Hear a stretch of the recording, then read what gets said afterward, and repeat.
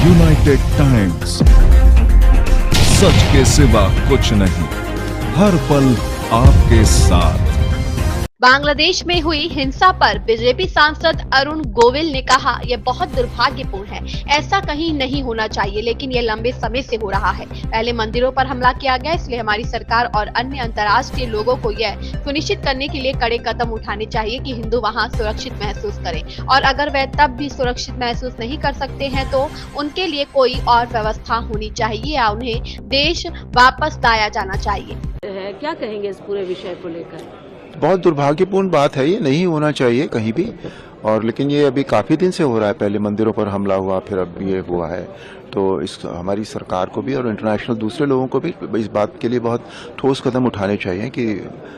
जो भी हिंदूज हैं वहाँ वो सेफ फील करें, और अगर वो सेफ फील नहीं फिर भी नहीं कर पाते हैं तो उनके लिए दूसरी व्यवस्था होनी चाहिए, या तो उनको यहाँ देश वापस लाया जाए, जो भी है। सबसे बड़ी बात सर ये है कि इस्कॉन जो कि आस्था का केंद्र है, वहीं के एक महंत के साथ भी इस तरीके का व्यवहार हो रहा है, तो अन्य जो नॉर्मल जो हिंदू है वो कैसे सेफ? नेगेटिव लोग जो होते हैं, कई बार ये उनकी स्ट्रैटेजी होती है कि वो ऐसी जगह पर हिट करते हैं कि एकदम उनका जो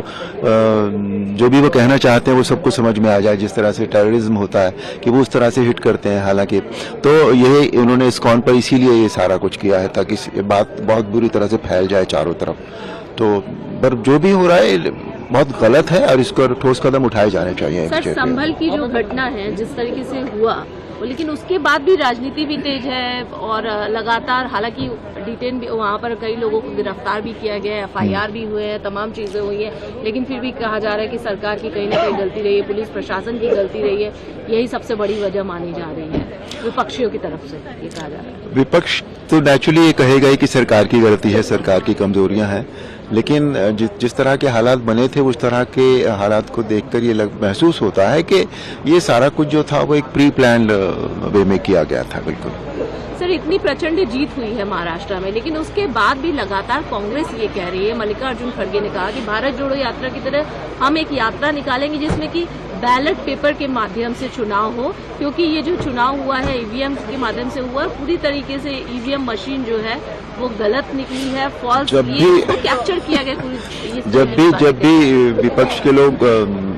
अपनी सीट से हार जाते हैं या कहीं भी हार जाते हैं तो हमेशा उसका जो इल्जाम है वो EVM पर आ जाता है, तो ये तो ठीक नहीं है। अब बैलेट पेपर पर वापस जाने का मतलब ये है कि हम पुराने उसमें वापस जा रहे हैं, जो हमारे जितने हम